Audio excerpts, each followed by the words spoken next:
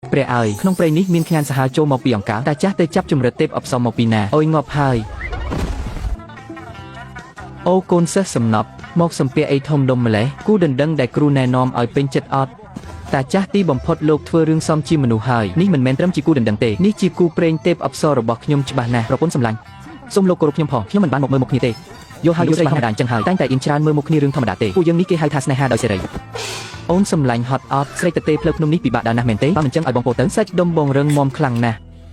លោកគ្រូសិនចុះគ្រូពេទ្យទេពដែលលោកនិយាយនៃណាជំងឺលោកតាខ្ញុំមិនអាចពន្យាពេលបានទៀតទេកញ្ញាស៊ូកុំទាន់ឲ្យស្លន់ស្លោនៅឆ្ងាយជើងមេឃតែចិត្តនៅនឹងភ្នែកគឺគេនឹងហើយមេកុំស៊ូក្មួយកុំបារម្ភជំងឺលោកតាក្មួយលើលោកនេះមានតែសិស្សខូចរបស់ខ្ញុំម្នាក់គត់ដែលអាចព្យាបាលបានលីនហ្វុងអញចុះក្នុងកំដរនាងមួយជើងទៅបើព្យាបាលមិនជាកុំត្រឡប់មកវិញឲ្យសោះធានាថាធ្វើឲ្យបានសម្រេចអូនសម្លាញ់ប្រយ័ត្នជើងយីថ្មដុំនេះគ្មានភ្នែកមើលសោះចង់ចំពុកជើងទេពអប្សរខ្ញុំហើយលោកតាពិតជាវង្វេងមែនឲ្យខ្ញុំមកព្រៃជ្រៅបែបនេះមករកគ្រូពេទ្យទេពស្អីទៅតានេះឈួតលប់រីឯកូនសិស្សរឹតតែជាជនពៀខូចខើបើគុំតែពេទ្យនៅក្រុងជាងឆឹងអស់ផ្លូវព្យាបាលខ្ញុំគ្មានថ្ងៃផ្ញើក្តីសង្ឃឹមលើមនុស្សបោកប្រាស់បែបនេះឡើយអូនសម្លាញ់ផ្កានេះសំនឹងអូនឥតទាស់កុំហៅខ្ញុំថាប្រពន្ធខ្ញុំឈ្មោះស៊ូឈីងលីងពួកយើងគ្រាន់តែជាទំនាក់ទំនងជួបគ្នាទេបានតាស៊ូឈីងលីងប្រពន្ធសម្លាញ់ឡើងឡានអូនសម្លាញ់សាក់ញ៉ាំអានឹងទៅធម្មជាតិសុទ្ធសាធគ្មានជាតិគីមីទេល្អជាងថ្នាំបំពន់នៅទីក្រុងឆ្ងាយណាស់ក្រាបចុះមានរឿងអីហ្នឹងហ៊ានប៉ះពាល់ប្រពន្ធអញរោគស្លាប់ហើយអូនសម្លាញ់កុំខ្លាចមានប្តីនៅទីនេះហើយទោះស្ដេចយមរាជមកក៏យកអូនទៅមិនបានដែរនេះគិតក៏នៅឆ្ងាយរយម៉ៃគេប្រាំចូលតែពី3ដើមក៏កំចាត់បានគេជាមនុស្សបែបណាឲ្យពិតប្រាកដទៅមេភារកិច្ចបរាជ័យហើយនៅក្បែរគោលដៅមានមនុស្សជើងខ្លាំងជាកំពូលអ្នកប្រើអាវុធសម្ងាត់ចឹងអនុវត្តផែនការបំរុងទៅចំណែកតាចាស់នោះខាងនោះប្រហែលជាទ្រាំមិនបានយូរទៀតទេអំបាញ់មិញលោកប្រើអាវុធសម្ងាត់អីអាវុធសម្ងាត់ស្អីទៅត្រឹមជំចូលកំពេចកំប៉ុកពីរបីដងតែរៀនប្រើពេលដេញចាប់ទន្សាយព្រៃតាបើអូនចូលចិត្តថ្ងៃក្រោយបងនឹងចាប់មកឲ្យពីរបីក្បាលមិនប្រាប់ក៏ហីទៅកុំហៅខ្ញុំថាប្រពន្ធបានហើយឈីងលីងប្រពន្ធសម្លាញ់អូយឈីងលីងនេះជាគ្រូពេទ្យទេតែអញខំទៅអញ្ជើញពីលើភ្នំមកមែនទេស្លៀកពាក់ដូចអ្នកសុំទានបែបនេះប្រហែលជាគ្រូពេទ្យបោកប្រាស់ទេដឹងពិតមែនហើយខ្លួនប្រានធំក្លិនអីក៏អាក្រក់ម្លេះឈីងលីងលោកតាអញជាសទ្រូងនៃត្រកូលស៊ូអញចេះតែរើសអាអ្នកស្រ័យគ្មានប្រភពមកចង់សម្លាប់លោកតាដើម្បីលេបយកទ្រព្យសម្បត្តិម្នាក់អញមែនទេឲ្យគ្មានជំរឿទេមនុស្សសង្ហាពេកងាយនឹងធ្វើឲ្យគេចំណេញណាស់អ្នកមីងម្នាក់នេះម្សៅមុខប្រេះអស់ហើយថែមទាំងក្តៅក្នុងជើងឆាប់ខ្លាំងបើនៅតែស្រែកលោឡាបែបនេះទៀតងាយនឹងខូចអស់មុនណាអស់រដូវមុនអាយុឥឡូវហើយអញហៅអ្នកណាថាមីងហើយចុះអាប់អូនប្រុសសោយកម្លាំងម្នាក់នេះវិញរងវងភ្នែកខ្មៅជាងទុនគ្មានកម្លាំងកំហែងយកមិញប្រហែលជាលេងខ្លួនខ្លាំងណាស់ហើយមើលទៅខ្ញុំមើលទៅក្រលៀនអញចិត្តខូចប្រាលេងកាត់ហើយអញចង់ងាប់មែនទេមនុស្សណែណាដេញវាចេញទៅលោកប្រុសមិនល្អទេលោកម្ចាស់ធំគាត់ធ្លាក់ឈាមហើយលោកតាអ្នកនាងស៊ូស្រីរៀងលោកម្ចាស់ធំខូចអស់ហើយគាត់ទ្រាំលេងបានទៀតហើយព្រៀមរៀបចំពិធីបុណ្យទៅមិនអាចទេម្សិលមិញនៅល្អសោះមិនក៏ស្រាប់តែខ្លាយជាបែបនេះថយចេញ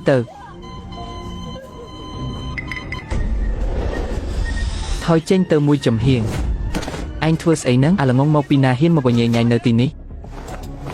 ស្ដេចយមរាជចង់យកជីវិតលោកនៅម៉ោង3លីនហ្វុងខ្ញុំនឹងទុកជីវិតលោកតាដល់ម៉ោង5នេះជាក្បួនបញ្ចូលទ្វារខ្មោចទាំង13ដែលបាត់បង់មែនទេមិនអាចទេ3 2 1ស្ដេចយមរាជចង់យកជីវិតនៅម៉ោង3លីនហ្វុងខ្ញុំទុកជីវិតដល់ម៉ោង5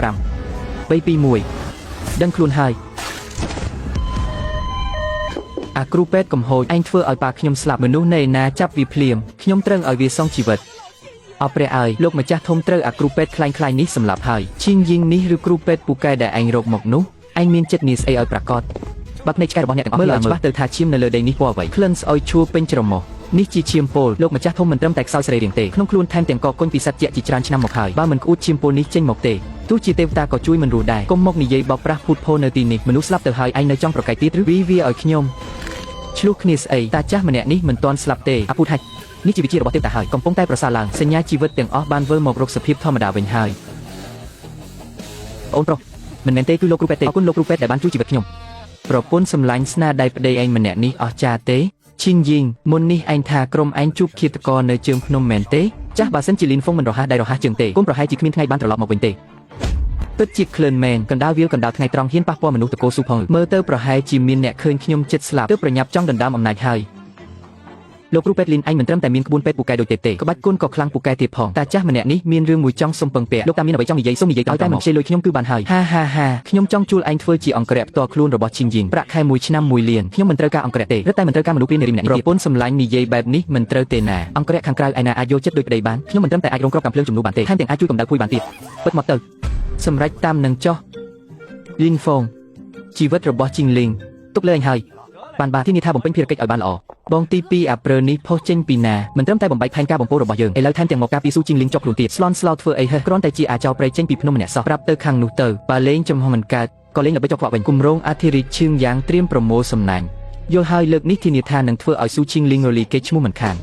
លោកស្រីអគ្គនាយកស៊ូមិនស្រួលទេតម្លៃដេញថ្លៃសម្ងាត់នៃគម្រោងអធិរិទ្ធឈឿងយ៉ាងត្រូវបានបែកធ្លាយហើយឯងថាម៉េចតម្លៃចុងក្រោយដែលក្រុមហ៊ុនអចលនទ្រព្យសិនដាក់ដេញទាបជាងតម្លៃបាតរបស់យើងត្រឹមតែ1លានប៉ុណ្ណោះតម្លៃនេះមានមនុស្សដឹងតែ3នាក់ប៉ុណ្ណោះថ្នាក់ដឹកនាំជាន់ខ្ពស់ក្នុងក្រុមហ៊ុនមានជនក្បត់ហើយ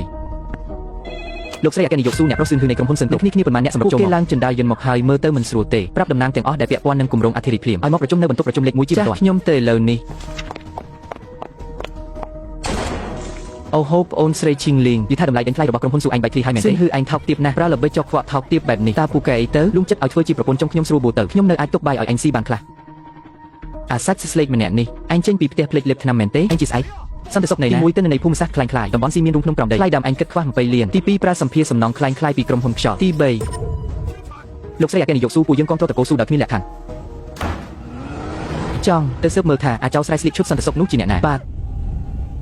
ការដ្ឋានសាងសង់ខាងកើតក្រុងរបស់ត្រកូលស៊ូទៅបង្កបញ្ហាឲ្យខ្លាំងបំផុតខ្ញុំចង់ឲ្យស្រីម្នាក់ឈ្មោះស៊ូឈីងលីងនោះលុតជង្គង់អង្គខ្ញុំមានរឿងអីកើតឡើងដាច់ភ្លើងហើយលោកស្រីអគ្គនាយកស៊ូមានគេជួលលុយទិញដៃជើងអ្នកនាងបងប្អូនសម្រុកចូលទៅយកកណ្ដាលអធិទៅហើយនៅមិនឲ្យគេចេញពីធ្វើការទៀតប្រពន្ធសម្លាញ់បិទភ្នែករាប់ដល់10ទៅ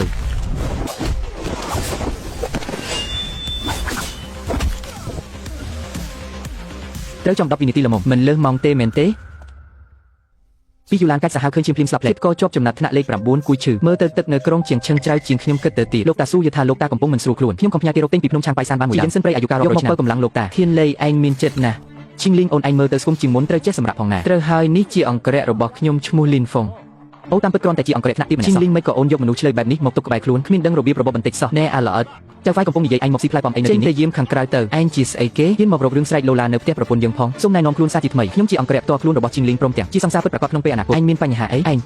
ឈីងលីងនាងហ៊ានទៅស្និទ្ធស្នាលជាមួយមនុស្សបម្រើផងល្អណាស់អង្គរៈថោកទាបអញហ៊ានដណ្ដើមស្រីជាមួយយើងផងសិនហឺមែនទេខ្ញុំចាប់ធានលេងនេះអញថានឹងចាត់ការអង្គរៈត្រកូលស៊ូនោះរាប់ខ្ញុំម្នាក់ផងខ្ញុំចង់ឲ្យវាដឹងដៃខ្ញុំម្ដងបងប្អូនទាំងអស់គ្នាត្រកូលស៊ូសំបីតែលុយទិញយ៉ាត់ក៏គ្មានដែរសំបីស៊ីម៉ងក៏គ្មានលុយទិញដែរនេះសុទ្ធតែជាលុយកម្លាំងញើសឈាមយើងទីរមកវិញលេងបានហើយរួមដៃគ្នាដន្ទីទោសអ្នកអភិវឌ្ឍគ្មានបេះដូងអ្នកទាំងអស់គ្នាសូមស្ងប់ចិត្តសិនខ្ញុំជាប្រធានក្រុមហ៊ុនគ្រប់ស៊ូស៊ឺស៊ូឈីងលីងលំហូរសាច់ប្រាក់របស់ស៊ូស៊ឺមិនមានបញ្ហាអ្វីតតែសោះលុយថ្លៃសំណងម្សិលមិញបានផ្ទេរចូលកាន់នីមេការសំណងរួចហើយនិយាយក្តេកដាមេការរត់បាត់ទៅហើយនាងមកបោកពួកយើងទេពួកយើងចូលទ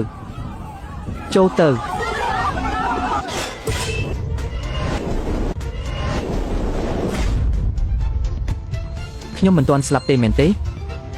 ចេញឲ្យឆ្ងាយទៅកុំខ្លាចមានប្តីនៅទីនេះហើយបើកភ្នែកមើលឲ្យច្បាស់ទៅស្នាមកាត់កន្លឹះរន្ទានេះរលោងស្មើបែបនេះច្បាស់ណាស់គឺមានគេលួចអាផ្ដាច់ទុកជាមុនហើយជញ្ជាំងតទម្ងន់នៅខាងនោះទៀតគុណភាពស៊ីម៉ងគឺគ្រប់តាមស្តង់ដារទាំងអស់តាមមកពីណាជារបស់អង្គគុណភាពនោះអាពូចង្រៃយកកំណើតប៉ុណ្ណឹងហើយនៅមិនងាប់ទៀតទៅរកមនុស្សបង្ហោះព័ត៌មានលើអនឡាញឲ្យក្រៅភ្លាមប្រាប់គេថាលីនហ្វុងជាតារាចង្រៃនាំទុកទៅដល់ណាគឺវិនិច្ឆ័យដល់នោះនាំតែសំណាងអាក្រក់មកឲ្យត្រកូលស៊ូលើកនេះសំណាងល្អទើបធ្វើឲ្យស្រីម្នាក់នោះស៊ូឈីងលីងរួចផុតមួយគ្រាប៉ុន្តែកម្មវិធីជប់លៀងអគុណអតិថិជនប្រចាំឆ្នាំរបស់ស៊ូស៊ឺចិត្តនឹងរៀបចំហើយឡើយជាលើកនេះត្រូវតែធ្វើឲ្យស៊ូស៊ឺខូចកេរ្តិ៍ឈ្មោះរលីទាំងស្រុងអ្នកទាំងអស់គ្នាមើលចុះពេលនេះនៅលើអ៊ីនធឺណិតគេល្បីពេញទឹកពេញដីថាលីនហ្វុងជាតារាចង្រៃតាំងពីគេមកស៊ូស៊ឺមិនត្រឹមតែគម្រោងធំស្ទើរតែរបូតបាត់ទេការដ្ឋានសំណងក៏សឹងតែកើតមានមនុស្សស្លាប់ទៀតពិតមែនហើយម្នាក់នេះចង្រៃខ្លាំងណាស់ទុកទៅច្បាស់ជាមានតែរឿងក្តៅក្រហាយឈីងលីងដើម្បីត្រកូលស៊ូត្រូវតែបណ្ដេញតារាចង្រៃនេះចេញភ្លាមលីនហ្វុងមិនត្រឹមតែជួយជីវិតលោកតាទេថែមទាំងជួយក្រុមហ៊ុនដោះស្រាយវិបត្តិបានទៀតអ្នកណាហ៊ានប៉ះពាល់គេគឺចាត់ទុកថាជាស្ត្រូវជាមួយខ្ញុំស៊ូឈីងលីងហើយរឿងលើអ៊ីនធឺណិតពិតខ្លះខ្លាំងខ្លះទេចាំបាច់ដល់ថ្នាក់ដេញមនុស្សចេញដែរឬអញឈួតហើយមែនទេបានជាជួយនិយាយកាន់ជើងអ្នកក្រៅ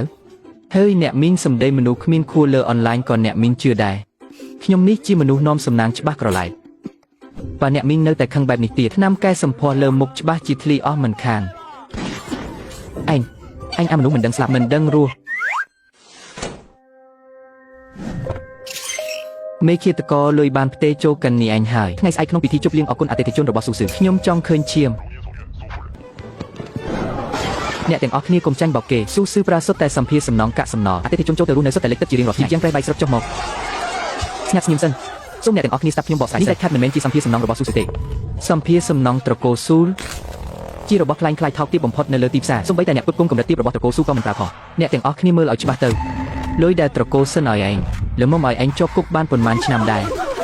ហាហាហាហាហាហាសមត្ថភាពត្រឹមប៉ុណ្ណឹងក៏ហ៊ានមកប៉ះពាល់ប្រពន្ធខ្ញុំដែរ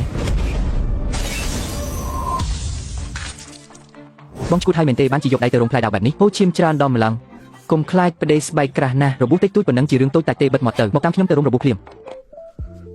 ប្រធានស្រីទឹកក៏យំភ្នែកក្រហមបែបនេះមើលទៅគួរឲ្យអាណិតស្រឡាញ់ណាស់តើនៅមានមុខមកសាច់ចេញទៀតចុះបើកម្មបិតនោះមានជាពោលត្រូវគិតយ៉ាងម៉េចបើមានពលមែនក៏ខ្ញុំសុខចិត្តដែរតែថាអូនសម្លាញ់ជាតិអាល់កុលនេះផ្សារខ្លាំងណាស់ឈឺស្ទើរតែស្លាប់ហើយចុះត្រូវធ្វើម៉េចទៅចាំខ្ញុំទៅហៅពេទ្យមកចាក់ថ្នាំស្ពឹកឲ្យមិនបាច់ពិបាកទេគ្រាន់តែអូនផ្លុំឲ្យបងតិចផ្លុំឲ្យបងទៅគឺលេងឈឺហើយកម្មបិតខ្លីដែលគេទៅប្រើជាទំនិញពិសេសពីបណ្ដាញពុកសុំនឹងសិទ្ធផ្ទៃក្នុងដែលបែកឃ្លីតម្លៃដេញថ្លៃមុននេះចាងយានអនុប្រធានរបស់អូនមានការសង្ស័យខ្លាំងជាងគេពូចាងគាត់ជាមនុស្សចាស់ដែលតស៊ូជាមួយលោកដារបស់ខ្ញុំណាមនុស្សចាស់ទើបលោកក្បត់បានថ្លៃខ្ពស់បើមិនជឿយប់នេះយើងសាកល្បងគាត់មើលខ្ញុំបានបង្កប់ប្រព័ន្ធតាមដានក្នុងឯកសារនេះរួចហើយឲ្យតែមានអ្នកលួចចម្លងវានឹងរត់អាសន្នភ្លាមយប់នេះយើងនឹងចាប់កណ្ដុរក្នុងកមឲ្យបានធ្វើកិច្ចការមួយនេះចប់លុយ50លានដែលស៊ូចិនសន្យាឲ្យនឹងបានមកដល់ដៃហើយដល់ពេលនោះរត់ទៅរស់នៅក្រៅប្រទេសភ្លាមលោកអនុប្រធានចាងយប់ជ្រៅហើយធ្វើការថែម៉ងអីទៀតអាយុច្រើនប៉ុណ្ណឹងហើយមិនខ្លាចគៀងបេះដូងស្លាប់នៅកន្លែងធ្វើការទេហេប្រធានស៊ូខ្ញុំស្រាប់តែនឹកឃើញថាមានឯកសារមិនទាន់ចាត់ចែងរួចរាល់ឈប់សម្ដែងទៅការសម្ដែងរបស់អ្នកសំបីតែទូកំពេចកំប៉ុកក៏មិនស្មើផងឯងមិនដឹងទេហេថាពេលនេះឯងកំពុងនៅបន្ទប់ប្រធានក្រុមហ៊ុនឯងឡើងធ្វើជាប្រធានតាំងពីពេលណាចាងយានគ្រូសាស៊ូមិនដែលធ្វើបាបឯងទេហេតុអ្វីបានជាឯងក្បត់ក្រុមហ៊ុនប្រធានស៊ូខ្ញុំដឹងខុសហើយខ្ញុំត្រូវគេបង្ខំទេគឺពួកគេយកបំណុលល្បែងកូនប្រុសខ្ញុំនៅក្រៅប្រទេសមកគៀបសង្កត់ខ្ញុំបើខ្ញុំមិនព្រមធ្វើកូនប្រុសខ្ញុំនឹងត្រូវវិនាសមួយជីវិតហើយពួកគេជាអ្នកណាចាប់ប្រាប់មកគឺស៊ូឆាប់និយាយមកអស់សង្ឃឹមហើយគេសម្រាប់បំបិតមាត់បាត់ទៅហើយពួកកញ្ជ្រោងចាស់នេះពិតជាដៃដាច់មែនចាងយានឲ្យចាងយានធ្វើការជាមួយគ្នា20ឆ្នាំមិននឹកស្មានថាគាត់ធ្វើរឿងបែបនេះសោះស៊ីបាយក្នុងផ្ទះជួលលើដំបូលហើយថែមទាំងរត់គេចខ្លួនយកតែរួចខ្លួនទៀតបងស្រីកុំបារម្ភអីលោកអ៊ំច្បាស់ជាសហការជាមួយប៉ូលីសដើម្បីវែកមុខរកការពិតឲ្យឃើញតាចាស់ចង់សម្ដែងក៏សម្ដែងទៅចុះចាំមើលពេលកន្ទុយកញ្ជ្រោងចេញមកខ្ញុំនឹងបកស្បែកឯងចោលពួកអត់បានការសុទ្ធតែជាពួកអត់បានការទាំងអស់សូម្បីតែសន្តិសុខម្នាក់ក៏កំចាត់មិនបានផងភិកហ៊ុនត្រកូលស៊ូថ្ងៃនេះឡើងថ្លៃទៀតហើយប៉ាអាលីនហ្វុងនោះចម្លែកខ្លាំងណាស់ធ្វើដៃវាពិតជាគួរឲ្យខ្លាចណាស់លោកប្រធានសិនកុំទាន់ខឹងអីបើឃាតុកធម្មតាកំចាត់វាមិនបានទុកឲ្យខ្ញុំចេញមុខវិញម្ដងឲ្យតែលុយគ្រប់ចំនួនខ្ញុំនឹងធ្វើឲ្យវាមិនបានឃើញថ្ងៃស្អែកឡើយល្អយេសៀវឲ្យតែឯងសម្រាប់លីនហ្វុងបានខ្ញុំនឹងឲ្យលុយឯងទ្វេដងមិនក៏ដាច់ភ្លើងអញ្ចឹង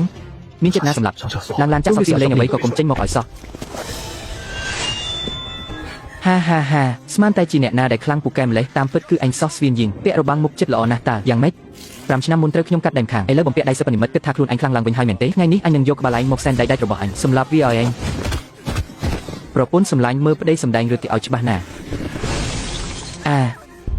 ចង់ងាប់មែនទេទៅងាប់ទៅ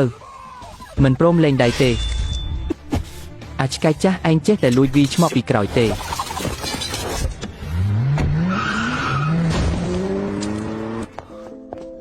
ហើយអ្វីបានជាហូរឈាមច្រើនយ៉ាងនេះពួកយើងត្រូវទៅពេទ្យហើយត្រូវប្តឹងប៉ូលីសភ្លាមទៅពេទ្យអីមិនបាច់ទៅទេសូមបងប្អូនជួយ comment ពាក្យតនិងជួយចុច follow page like share និង comment ឲ្យ admin ផងដើម្បីឲ្យ admin ពេជ្រខ្មៅមានកម្លាំងចិត្តដាក់រឿងសម្រាយឲ្យជារៀងរាល់ថ្ងៃអរគុណសម្រាប់ការតាមដាននិងស្រឡាញ់ចូលចិត្ត